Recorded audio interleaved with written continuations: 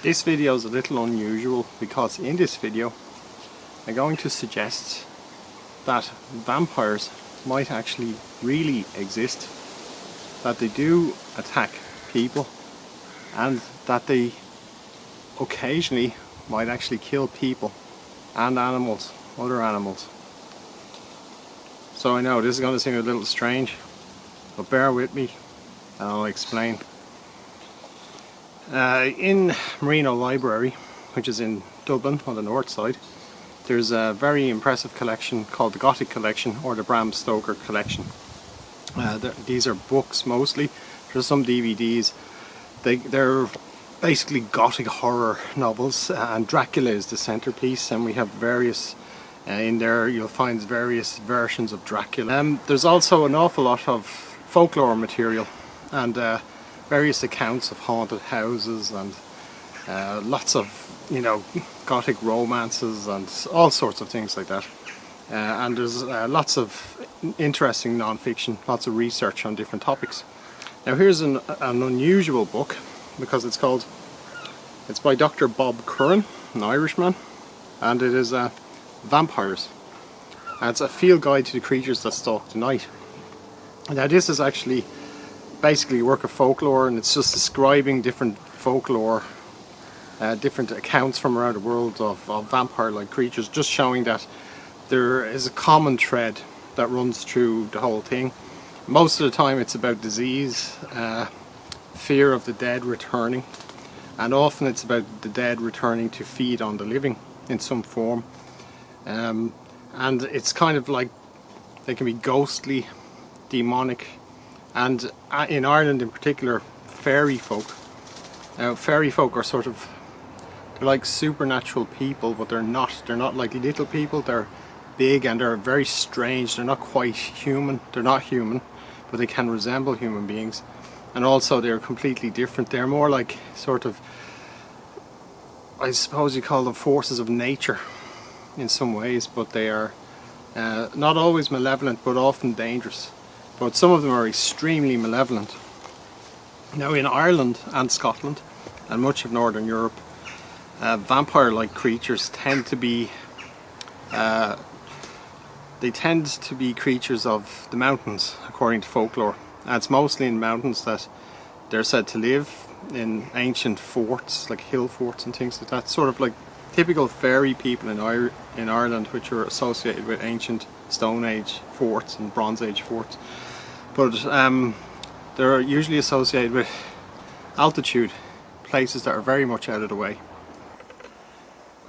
Now many of these blood-drinking fairy folk are known as the Marv Vio, and it means night-walking dead, basically.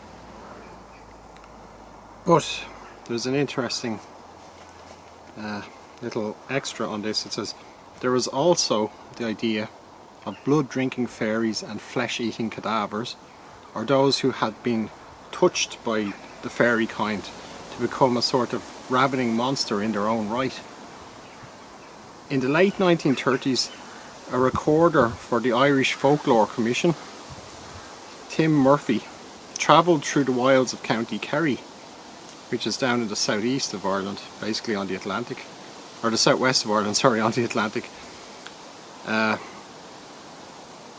formally collecting horrific stories of girls who had unwittingly married corpses, and of ghoulish practices in isolated churchyards.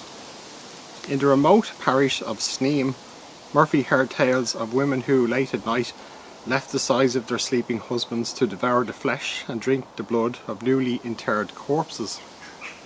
He also heard of fairies in the far hills, and this is the bit that we're interested in, that would attack travellers in order to suck the blood from their arms and legs. Indeed, there were said to be whole forts of them living somewhere amongst the Kerry Mountains. At a lecture given at University College Dublin in 1961, the archivist of the Irish Folklore Commission, Sean O'Sullivan, a Kerry man, spoke of such a fortress high in the McGillicuddy's Reeks mountain range, and they're the highest mountains in Ireland, and they're in Kerry. It guarded, he said, a lonely pass between two peaks, although he didn't name them. and the inhabitants preyed on lone travellers passing through. The beings who dwelt there, described by Osulawan as Naev Marv, the undead, were most assuredly vampires, as we would understand it from in the traditional sense. Unfortunately, he gave no clue as to the location of this fortress, simply saying that it was an old Kerry folktale, and so there's no way of tracking where it might be. He referred to the fort as Dún Dracula, translated as the castle of the blood visage. Dún basically is a fort or a castle, so there's lots of dunes all around Ireland, and Dún Hills, which is Fort Hill, and no maps of the area reveal such a place. And yet tales of blood drinking fairies and spectres exist all over Ireland in remote and geographically isolated areas such as the McGillicuddy's Reeks. And the same for Scotland too. They're found all across Scotland in the Highlands. There are stories of these strange creatures that would attack people at night, and people would be found drained of blood. Usually they were shepherds, because the shepherds tended to go into the high hills.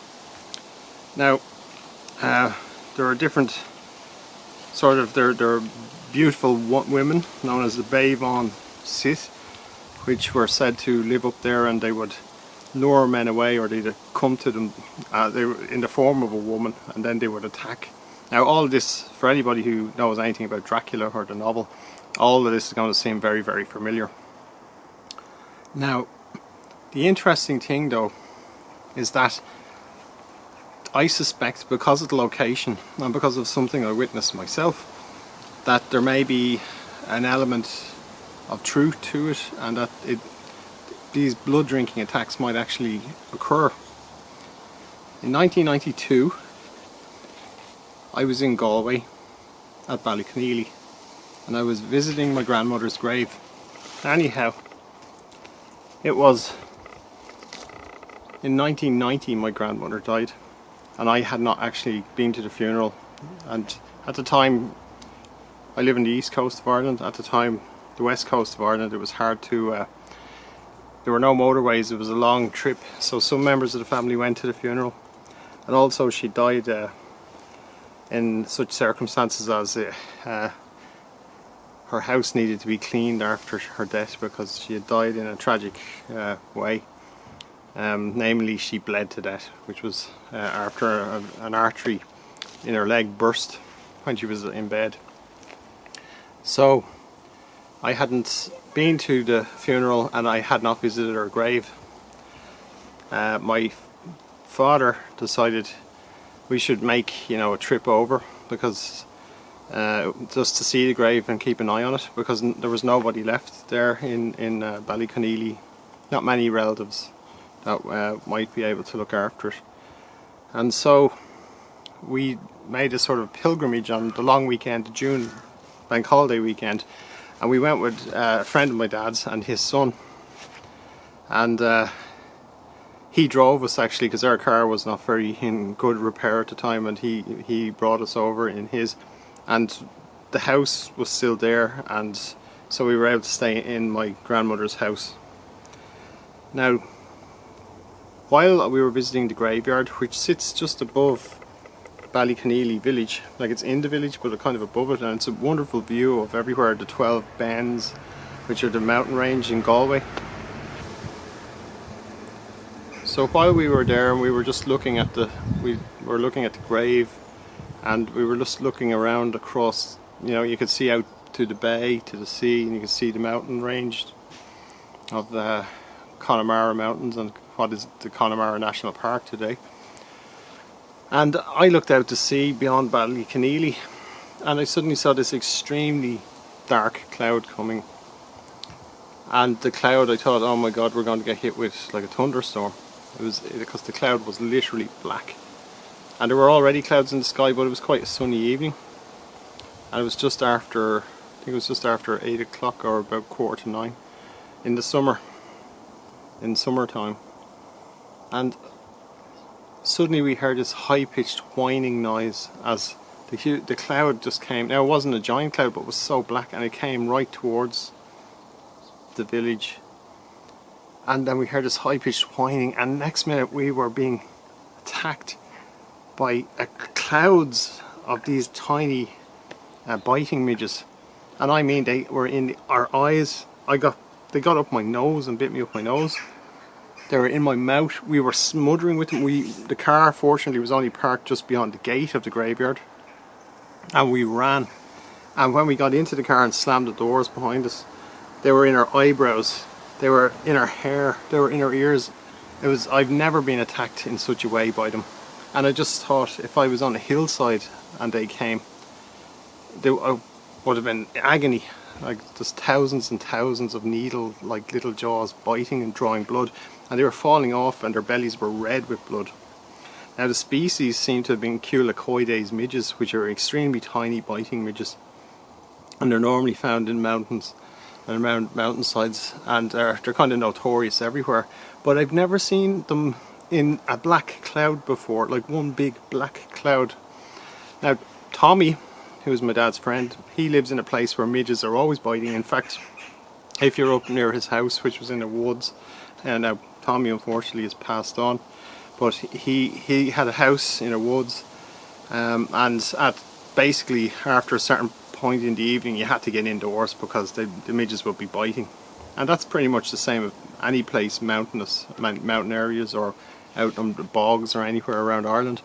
But this was entirely different. He actually said he'd never heard of such a thing, never seen such a thing. It was frightening, and it occurred to me that if we hadn't have been able to get, like if you were out in a remote place and such an attack happened, just in the evening, because it was just the evening, just as darkness wasn't quite coming in, but you knew like the sun was waning.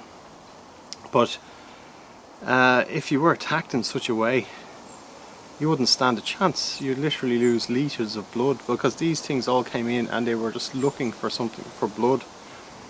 Now, many people know that in tundra regions around the world, and the mountains in Ireland are kind of like tundra regions really, and it's the same mountains around a lot of Northern Europe. And then when you get up into the tundra, there are of course lots and lots of biting midges and mosquitoes. In fact, mosquitoes are such a problem in tundra areas.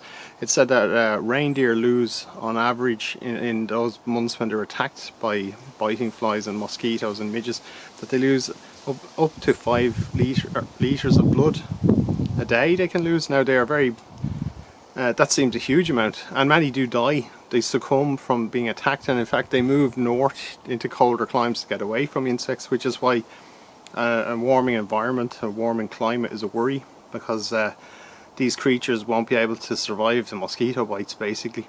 And now the mosquitoes are moving further north, and the midges. But when you think about it, if you are the only game in town, basically if you're the only prey around, and these things land on you, and they land on you in their hundreds of thousands, you could die from lack of blood. And I think it's highly likely that in the past it did happen, that lonely travellers walking in the mountain ranges were actually attacked and they died being drained of blood. So there you go. So that's why I think vampires might actually exist.